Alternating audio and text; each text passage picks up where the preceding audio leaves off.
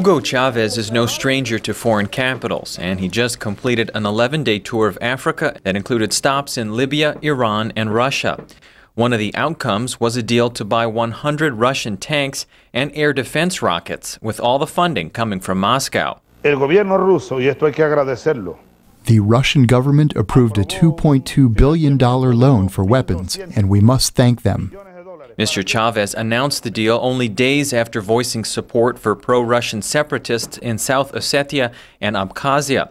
Nicaragua is the only other nation in the world community to recognize those regions' breakaway from Georgia.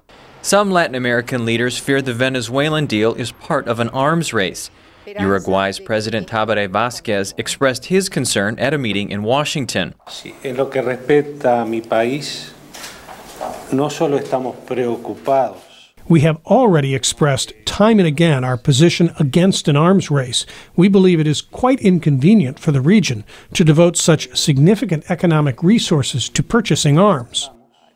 Secretary of State Hillary Clinton says Mr. Chavez has not been clear about how the weapons will be used. So there is concern that we have expressed and will continue to raise with other countries in the region, and we hope that we can see a change in behavior and attitude on the part of the Venezuelan government.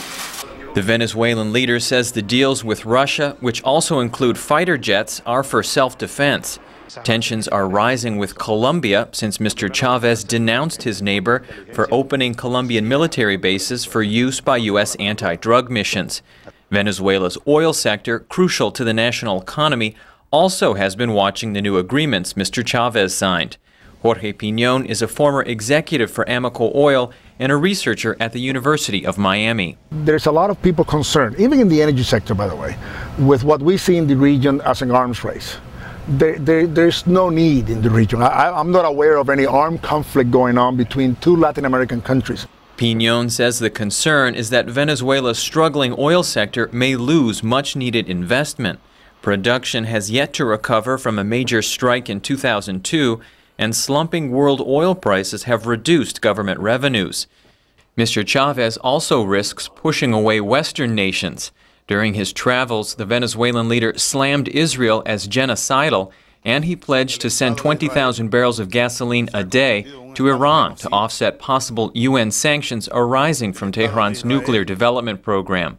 But Jorge Piñón says that may be a hard promise for Venezuela to keep. In the last 60 days or so, Venezuela has had problems with its refinery infrastructure, and is actually importing gasoline from Brazil.